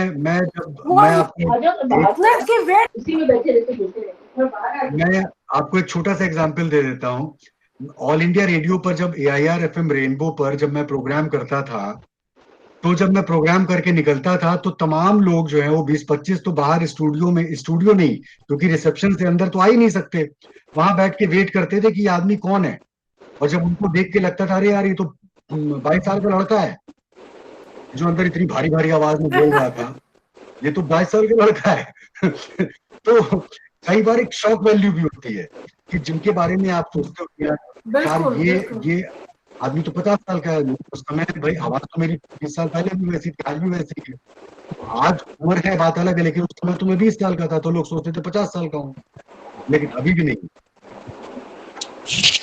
ठीक है सर, थैंक यू। चलिए चित्रा जी, चित्रा अग्रवाल आप अपने वाइंड अप करते हैं। Sir good evening sir, I am Chitralekha Agarwal, I am a faculty here. Sir मेरा एक छोटा सा क्वेश्चन है। मैं जनरली जब कहीं जाती हूँ तो मैं लोगों से बात करती रहती हूँ। तो पिछले दिनों में आगरा थी तो मैंने एक ऑटो वाले से बात की, तो मैं ऐसे उससे पूछ रही थी कि आप कौन सा चैनल देखते हो, तो ही सेड कि रिपब्लिक से बढ़िया क्या है। मैंने कहा रिपब्लिक तो बहुत चीखता चिल्लाता है, आपको रिपब्लिक क्यों पसंद है। तो उसने कहा कोई गलत बात बोल रहा है जो धीरे बोलेगा, सही बात तो बोलता है। गाली दी जाती है तो बोलते हैं गाली नहीं देगा, कोई देश को कुछ बोलेगा, सेना को कुछ बोलेगा तो गाली नहीं सुनाई देगी क्या, ये तो अपनी भावनाएं हैं। आई मीन सर मैं बहुत हैरान थी बिकॉज मुझे लगा नहीं था कि कोई रिपब्लिक को भी पसंद कर सकता है। उसने भावनाएं जुड़ी। मैं इसका देखिए ऐसा है कि चीखना चिल्लाना भी तो एक स्टाइल है, ये भी एक तरीका है। देखिए जब आप सड़क पर चल रहे होते हैं, मैं उदाहरण दे देता हूँ, सड़क पर चल रहे होते हैं और आप देखते हैं कि दो लोग जब लड़ रहे हैं तो हम भी उस किनारे खड़े हो जाते हैं ना देखने के लिए हम भी देखने लगते हैं ना, हम भी जानने की कोशिश करते हैं यार ये लड़ क्यों रहे हैं, हमें कोई मतलब नहीं है, हम उस भीड़ का हिस्सा बन जाते हैं। जैसे जब मदारी बंदर नचा रहा होता है ना तो बोले में हम भी खड़े हो जाते हैं, हम भी देखते हैं। तो चीखना चिल्लाना भी एक स्टाइल है, चीखना चिल्लाना भी एक तरीका है। उनको मालूम है कि कैसे आती है, तब तक लोग एक दूसरे के ऊपर उंगली उठाकर चीखेंगे नहीं तब तक दर्शक को मजा नहीं आएगा। दर्शक जो है, दर्शक को भी उसमें मजा आ रहा है, और जब दर्शक को मजा आने लगता है तो उनकी TRP बढ़ जाती है, उनका काम हो गया। जी सर, तो मेरा बस यही मानना है कि इट मींस हम ये मान सकते हैं कि ये भी एक स्टाइल है, मतलब इसको आउटराइटली रिजेक्ट नहीं कर सकते हम। नहीं रिजेक्ट, देखिए शुरू में कैसे शुरू हुए, और अर्नब गोस्वामी की खासियत जब इंडिया वांट्स टू नो, जब प्राइम शो था टाइम्स नाउ पर, ये पकड़ उन्होंने उसकी नब्ज को पकड़ लिया। यार लोगों को पूछता है भारत, उसके बाद हर चैनल पर एंकर जो है वो चीख रहा है, एवरी चैनल पर वो एंकर चीख रहा है, और उस डिबेट का, उस डिस्कशन का कोई मतलब नहीं है। टू बी वेरी फ्रैंक, अरे भाई जो पार्टी का नेता है, तो आप गलत सवाल क्यों पूछ रहे हो? भाई पार्टी का नेता है, प्रवक्ता है, पॉलिसी मेकर नहीं है वो। या आप अगर उससे सवाल, अरे भारतीय जनता पार्टी ने क्यों कर दिया, भैया वो प्रवक्ता, उसका काम डिफेंड करना है, he is not the policy maker, noted down. लेकिन जनता को थोड़ी मालूम है, जो उनको तो लगता है कि अच्छा हर डिबेट में 2 पाकिस्तान से ले आते हैं, वो सिर्फ गाली खाने के लिए आते हैं, ठीक है, क्योंकि उनको उस पर भी पैसे मिल रहे हैं। बिल्कुल। और चीखने का, आपने पाकिस्तान के 2 जर्नलिस्ट को सुनाना शुरू कर दिया। अरे भाई वो पाकिस्तान नहीं है, जर्नलिस्ट पाकिस्तान थोड़ी है। अगर उनका पॉलिसी, आप शाह महमूद कुरैशी को लाओ, आप प्राइम मिनिस्टर इमरान खान से सीधे सवाल पूछ लो, समझ में आता है। लेकिन journalist on behalf of him, how he can defend Dawood, तो पहली चीज। लेकिन जनता को मजा आ रहा है, क्यों? क्योंकि पाकिस्तान के 2 लोगों से उन्होंने कहा कि तुम बताओ। तो अरे भाई तुम तो ऐसे बताओ। तो उनको मालूम है टीआरपी का खेल क्या है, और ये उनको इनपुट्स होते हैं उसके, कि जैसे ही आप लड़ाई झगड़ा डालोगे, अरे भाई आप ये समझिए कि दाल सूखी भी खाई जाती है, और दाल में जब तड़का मार देते हैं तो उसका स्वाद बढ़ जाता है। तो ये तड़का है। जी, thank you sir, thank you very much. मिर्ची डालते हैं ना दाल में, और सूसू भी करते हैं, पसंद भी आती है। या गोलगप्पे खाते हो भैया, पानी में मिर्ची और डाल दे, और मजा तो आता है ना। चलिए सर, बहुत इंटरेस्टिंग रहा, बहुत मजा आया। मतलब वेबिनार लगा ही नहीं, लगा था हम बैठ के सिर्फ एक बात कर रहे घर में। तो आपका बहुत बहुत धन्यवाद, और थैंक यू सो मच। आपने अपना समय दिया, सबने बहुत एंजॉय किया। बस मैं एक बात पूछना चाहूंगी, अगर किसी तरह से हमारे बच्चे को, कि आप दिल्ली में ही प्लेस्ड हैं, बीबीसी से जुड़ के अगर कुछ काम कर सके, इंटर्नशिप कर सके, कोई छोटे छोटे कुछ तो हो, तो आप मुझे जरूर बताएं, ताकि हम अपने बच्चों को उससे जोड़ सके और उन्हें भी कोई कुछ एक्सपोजर मिले। बिल्कुल, धन्यवाद। ऐसा जब होगा तो बिल्कुल मैं आपसे बात करूंगा। तो मैं बस अंत में यही कहूंगा, ठीक है, और जितने लोग बहुत से जुड़े हुए थे, आपने इतने सारे सवाल पूछे, और कोशिश थी कि मैं कुछ बातें आपको बता पाऊं, लेकिन मेरी बातें जो हैं वो यथार्थ के धरातल पर हैं, इसमें कोई हीन मिर्च नहीं है, और वेरी डाउन टू अर्थ है, जो सच्चाई में हो, सच बातें। तो मुझे लगता है कि आपके सवाल और आपके जवाब और मैं अपनी बातें आप तक पहुंचाने में कामयाब रहा। जब दोबारा मौका मिलेगा तो धन्यवाद सर, धन्यवाद सर, थैंक यू सर, धन्यवाद, thank you sir, thank you everyone for, thank you so much sir, thank you sir, joining, thank you everyone for joining, thank you sir, thank you ma'am, thank you।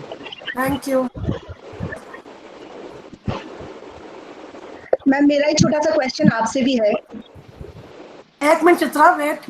Ji, students चले जाए ma'am, तभी मेरा एक question तो sir से भी था, वो मैम आपने अगर अभी पूछ सकते हैं तो पूछ दीजिए। बीबीसी रेडियो से रिलेटेड था कुछ? नहीं, चले गए सर। नहीं सर हैं, नहीं सर हैं अभी। अच्छा सर, वो ये 2011 में जब बीबीसी हिंदी के कार्यक्रम को बंद करने की योजना चल रही थी, तब बहुत सारे रिक्वेस्ट आए, और उसके बाद से बीबीसी हिंदी रेडियो प्रसारण दोबारा से शुरू हुआ। लेकिन फिर दोबारा से 2019 दिसंबर में, परहैप्स 27 दिसंबर और समथिंग ऐसा ही कुछ था, फिर से बीबीसी हिंदी को के रेडियो प्रसारण को बंद कर दिया गया। तो इसके पीछे क्या कारण रहा? इसका मतलब रेडियो के में लोगों के इंटरेस्ट में कमी, या क्या कारण रहा होगा? आशीष जी, मैं बहुत संक्षेप में 2 बातें आपको बताऊंगा। देखिए, पहली बात तो ये कि जो शॉर्टवेव प्रसारण है उसकी गुणवत्ता आजकल जो है ना, वो लगभग सुनाई नहीं देती, ठीक है। जो बीबीसी सुनने वाले, जो हमारे पुराने लिसनर है ना, जो 50 साल से कह रहे हैं मैं भैया मैं आपको सुनता हुआ बड़ा हुआ हूँ, मैंने कहा भैया मैं खुद 45 साल का हूँ तो आप मुझे सुन के बड़े नहीं हुए हैं तो उसमें बात ये है कि जब रेडियो बनने बंद हो गए, अरे भैया कौन आज, मतलब शॉर्टवेव रेडियो कौन बना रहा है? कोई कंपनी ही बना रही है भाई। जब रेडियो बनने बंद हो गए तो भाई सबसे बड़ी बात ये कि हमको अपना प्लेटफॉर्म ठीक है, तो प्लेटफॉर्म तो बदलना पड़ेगा ही आपको नए टाइम के साथ। तो शॉर्टवेव जो है, शॉर्टवेव का फ्यूचर जो है भाई, डॉचे वेले बंद हो गया, ठीक है, आपका वॉइस ऑफ अमेरिका बंद हो गया, ये आगे आने वाले टाइम पर ये सारे बंद होंगे, क्योंकि और बेसिकली बंद उस तरह से नहीं हो रहे हैं, ये अपना प्लेटफॉर्म चेंज कर रहे हैं। तो जो पहले बंद हो रहा था तो बंद नहीं हुआ, लिसनर ने कहा कि हमें हमें हमें, अब हमने अपना रेडियो बंद किया तो उसके बाद डिजिटल लाना पड़ा ना। जी जी। 1 महीने के भीतर हमने अपना डिजिटल वो फेसबुक और यूट्यूब पर ले आए, क्यों? क्योंकि कनेक्ट नहीं है। तो रेडियो की रीच लगातार शॉर्टवेव रेडियो की कम हो रही है, लेकिन एफएम की रेडियो बाकी चीजें तो बढ़ रही हैं। तो सिर्फ सिंपल रीजन ये था। ठीक, चलिए, धन्यवाद सर। ठीक है सर, थैंक यू। धन्यवाद सर। मैं देखूं मैं बहुत करूं। Thank you sir. Thank you. Harshvardhan ji अभी आए हैं, just join, okay, towards the end. Ma'am sir disconnect नहीं हुए, आई थिंक वो फोन रखा। नहीं वो अलग उठ गए हैं वैसे, बट वो कटा नहीं कॉल। कोई बात नहीं, रहेंगे। डजंट मैटर, वो तो उठ गए ना, वो निकाल दिया। आज चित्रा क्या कह रही थी? ऋषभ चलिए, ज्योति मैम को बोलने दीजिए, पहले ज्योति मैम को सुनने दे। नहीं अभी ना, अगली बार सुनिएगा। अलग से सेशन करवा दीजिए, वो भी रेडियो में 9 साल तक काम किए उन्होंने। छोड़, आप लोग निकले जरा। अरे भैया वो क्लास में सुन लेना, चलिए। अरे सब क्लास है ही नहीं ना। Students are requested to leave. Okay, नमस्ते मैम, थैंक यू। हाँ,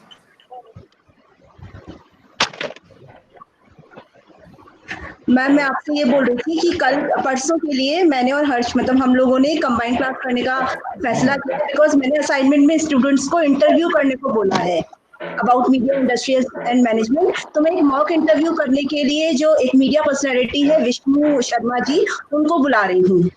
तो इससे स्टूडेंट्स को एक एक्सपीरियंस भी होगा और हम लोग एक कंबाइंड क्लास कर लेंगे, हिंदी का मीडिया इंडस्ट्रीज एंड गवर्नेंस का और इंग्लिश का। हाँ जी, जरूर कर लीजिएगा, अभी जरूर कर लीजिएगा। अगर वो वहाँ पे धमाका और हंगामा नहीं करते, क्योंकि इतनी क्लासेस कंबाइंड में इतना हंगामा हुआ है कि मुझे क्लासेस अलग करनी पड़ी। मैम लेकिन ये तो हम बाहर से मीडिया पर्सनैलिटी को बुला रहे हैं, मुझे कोई परेशानी नहीं है। ठीक है, करो, मैं तो कोई प्रॉब्लम नहीं है उसमें, but see you have to control and keep the discipline. जी, मैं और हर्ष दोनों रहेंगे मैम उस क्लास में, और विष्णु जी रहेंगे और स्टूडेंट्स रहेंगे। ठीक है मैम, बस यही पूछना था मैम। और जिन्होंने असाइनमेंट्स का वो नहीं भेजा है, जिन्होंने, वैभव कैन यू प्लीज लीव? वैभव जो है, ठीक है, जैसे भी जिन्होंने टीचर अभी तक अपना असाइनमेंट लिस्ट नहीं भेजा है, जरा कृपा करके जल्दी से भेज दें, so that we can upload on the website। जी मैम। शशिकांत जी अब आना चाहते हैं जब खत्म हो गया। शशिकांत जी अब आना चाहते हैं जब खत्म हो चुका है। अच्छा रजत, एक हमने ना we are starting YouTube department का यूट्यूब चैनल और एक न्यूज़लेटर का। तो Chitra ji ma'am. Yes ma'am, बोलिए मैम। हाँ, तो ऐसा है कि every teacher will get a chance और कुछ स्टूडेंट्स रहेंगे। तो अभी मैंने 2 टीम्स बनाई है, एक यूट्यूब की टीम है जिसमें मेरे साथ गीता और शिप्रा है। तो और मतलब हर एपिसोड में हम नया ग्रुप ले आएंगे, हर एपिसोड में या 1 महीने में नया ग्रुप ले आएंगे। तो जो न्यूज़ लेटर का ग्रुप है उसमें चित्रा, आप, रजत और अतुल वैभव है जी। आपको न्यूज़ लेटर निकालनी है हर 15 दिन में जी। तो कम से कम 2 आप निकालेंगे, फिर हम अगली टीम ले आएंगे। Issues have to be serious, issues have to be university oriented, academic oriented, किसी ज्वलंत इशू पे हो। बच्चे भी उसमें आपके साथ में नाम भेज दूंगी, उनसे आप कोऑर्डिनेट करके बच्चों से आर्टिकल मंगाए। कंटेंट पे यूट्यूब एंड न्यूज़ लेटर का हम लोगों का कंट्रोल रहेगा। हम कंटेंट देखेंगे तब वो आगे पास होके पब्लिश होगा। मैं आपको बच्चों के नाम भेज दूंगी, आप अपना काम तुरंत शुरू करें। जी। तुरंत शुरू करें ताकि 15 दिन में हम निकाल सके पहला एडिशन। ठीक है मैम। ऑनलाइन एडिशन ही होगा। Okay ma'am. ठीक है। और अभी मैं चिपरा, गीता और 3 बच्चे हैं, आयान, प्रिंस और अभिषेक शर्मा, हम YouTube का पहला 20। ठीक है जी। Okay ma'am. और Abhishek, you are in the central committee. Abhishek, as technical expert you are in the central committee. Abhishek चला गया। ओके, क्योंकि वो टेक्निकली कुछ गड़बड़ होगा तो वो देखेगा। अभिषेक नहीं, आशीष। अच्छा, मैं यहीं पे हूँ मैम। तुम सेंट्रल कमेटी में हो। बोला कि हम लोग को लगा अभिषेक सर हम लोग ढूंढने लगे। सॉरी सर कहाँ है? नहीं आशीष, तुम सेंट्रल कमेटी में हो। ठीक है, एक फैकल्टी रखी है, उसमें तुम हो, to see the technical problem if they come. I hope the separate classes are going on fine now. नया टाइम टेबल मैंने भेज दिया है। चिपरा यस मैम। तुमने भी लिंक अलग अलग बना ली है, कंबाइंड क्लास। हाँ आज भेज दूंगी मैं। मतलब इंग्लिश वाले में हिंदी वाले बच्चे नहीं आने चाहिए। यस मैम इंग्लिश वाले में हिंदी वाले बच्चे नहीं होने चाहिए। Separate links. वैसे कहते हैं अलग अलग करो। हाँ। 1 joint link. 2 separate links and 1 combined link. हाँ मैम, न्यूज़लेटर तो बाइलिंगुअल होगा ना? अलग अलग कर दो। हमारा नाम चल रहा है जी, नाम चल रहा है जो प्रवाह, वही रहेगा। ठीक है। Okay, I am expecting some guests. Okay bye. Okay bye ma'am. Okay ma'am, bye bye ma'am. Bye bye everyone. Bye everyone. इस बारे में एक वो कर लेते हैं। Bye bye bye. हाँ कौन बोल रहा है मैम? ज्योति मैम। एक और मीटिंग कर लीजिएगा। ज्योति मैम से अभी पूछते हैं ना हाल चाल क्या है, पूछिए। चित्रा मैम। हाँ सर, बिल्कुल ठीक हूँ। I am very good. Rajat ji, तीसरा कौन है हमारे साथ? अतुल सर। तो सर हम लोग एक मीटिंग कर लेते हैं फिर इस मामले में। बिल्कुल। आप लोगों को सबने असाइनमेंट की डेट फाइनल कर दी है क्या? अभी नहीं किए ज्योति।